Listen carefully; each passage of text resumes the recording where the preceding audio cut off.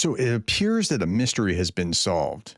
My friends, it's Monday, September 29th, 2025. My name is Darren Gerdes, just a professor trying to provide context in the war in Ukraine. And it looks like what the Russians have been doing in harassing these NATO states is worse than what we imagined. Let me try to explain. So we know that they were, there were drones going over the border in Poland and Romania.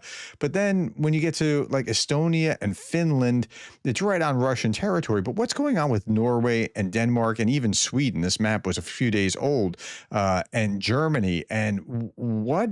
Okay, so here's Anton Gerashenko putting together just the number of incursions. There were 17 in September there was in Poland, there was in Norway, there was in Latvia, Estonia, Germany, Sweden, Lithuania, Finland. So what is going on here? How is this happening?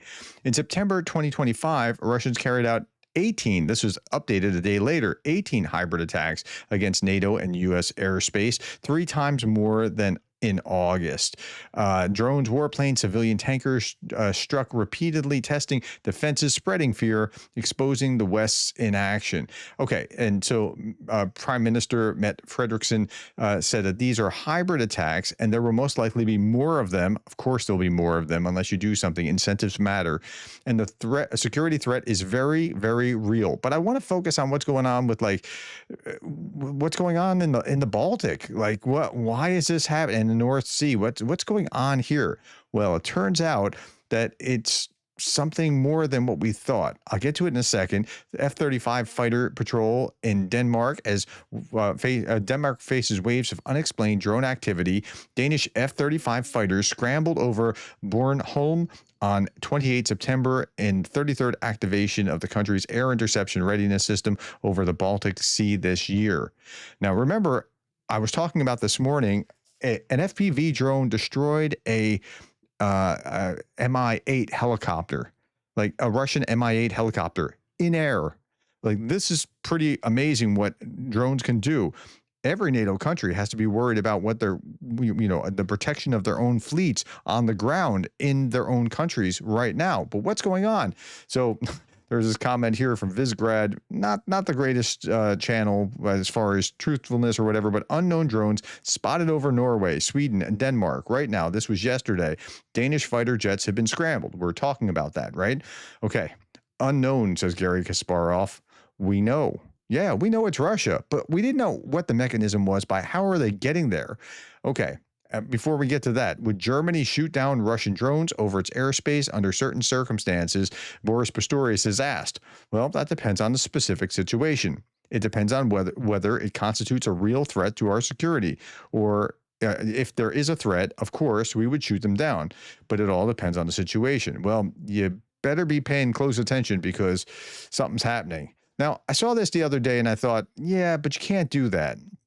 Despite Russia having only 3% of Baltic Sea coastline, the civilized world continues to allow Russians to use this waterway as a primary enabler for much of its global tea operations, as well as for financing of its war machine. So it is true, like Russia only really has this spot in the Gulf of Finland of the Baltic Sea that it is part of its land. The rest is all other European nations. Only 3%, but that's not an argument for shutting it down. But what I'm about to show you might be an argument for shutting it down. Okay, so there are calls now for the Baltic Sea and other seas to be closed to Russian tankers. Well, why? Well, there's confirmed suspect incursions by Russia in multiple places where it looks like this is happening. This is Zelensky, and Zelensky's not saying things lightly. I'm prefacing that because remember that drone that went into Poland's airspace, and Zelensky was saying, "Look, that's not one of our drones." That right? It turned out to be something misfiring, and he's very, very careful since that point. Like, he's careful then; he didn't have the information, but he's extremely careful now. He said this: "There is intelligence information that the Russians are using tankers to launch and control drones that they launch against European countries. This is further evidence that the Baltic Sea and other seas should be closed to Russian tankers, at least to the Shadow Fleet. So if they're launching these from the Shadow Fleet tankers, and that's how they're harassing these European nations, all European nations are on edge right now, or at least most of the Europeans, especially the Nordic Eight and the Danes, the Germans, they're worried about this. I addressed the Warsaw. This is Zelensky saying, I addressed the Warsaw Security Forum. Ukraine proposes to Poland and all partners to build a joint, reliable shield against Russian aerial threats. Ukraine can counter all types of drones and missiles. Together, we will have enough weapons and production capacity for this. So that'll be a step forward if they can get to that. But this is the big story right now, that there is intelligence that the Russians are using these tankers, like what you see in this image. They're coming off the tankers and then they're harassing these countries in the background. That is crazy. Okay, drones have been reported over the airport in Bucharest just now. Bucharest is in Romania. What's going on? Well, not all of these incidents are coming off the tanker. Some could be, hiring a 17-year-old for €1,000 to fly a drone near an airport. Well, a 17-year-old's going to think easy money, not realizing that he's shutting down the airport, causing millions of dollars. We don't know exactly if that's what's going on or just what. It seems that the Russians' goal is to destabilize air travel in the EU and create general panic. Man, everywhere they go, the Russians are sowing discord. And here, again, that Romania story, here authorities are investigating civilian drones spotted near the runway at Bucharest airport. Denmark is rattled by mysterious UAV sightings. It's everywhere, right? Okay. If they can't do it militarily, they're doing it politically, trying to destabilize. It didn't work in Moldova last night, mercifully. Last night was the elections in Moldova. Moldova pro-Europe PAS party appears on track to surpass 50% in today's election. Almost all of the remaining votes to be counted are from Moldovans living abroad in the U.S., Canada, and Western Europe. 120,000 votes. And it turns out that most of the diaspora, those that have gone overseas, tend to be in the pro-Europe kind of party. Moldova National Police say diaspora. Excuse me, I said diaspora.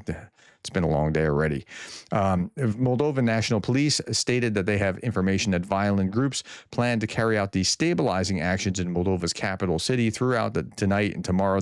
This was yesterday, and it didn't really materialize. Russians have thrown everything into rigging this Moldovan election.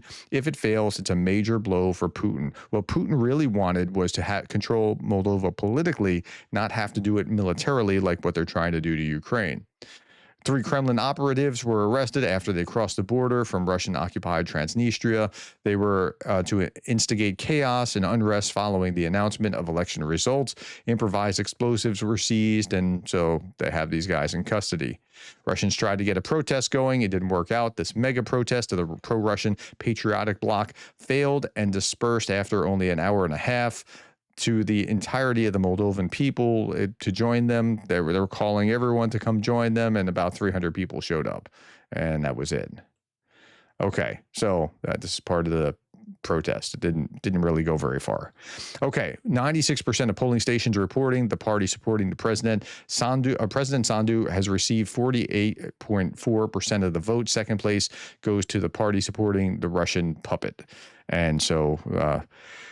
You can breathe easily in Moldova. Diaspora is swinging the race in favor of PAS, and forgive my mispronunciation earlier.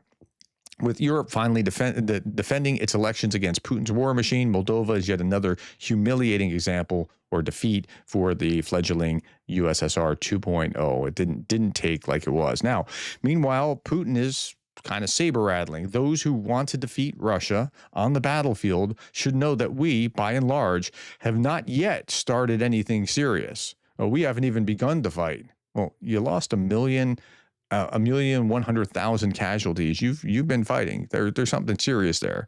And those who refuse to negotiate should know that the longer that they refuse, the more difficult it will be for them to negotiate with us, says Putin. Except he's the one refusing to negotiate, and the Americans are catching on. So you saw the shift in Trump's tone with that tweet last week and some comments that were, supportive of Zelensky. Here's JD Vance saying we'll continue to work for peace and hope that the Russians recognize the reality on the ground. That's different. That's a change in rhetoric for JD Vance.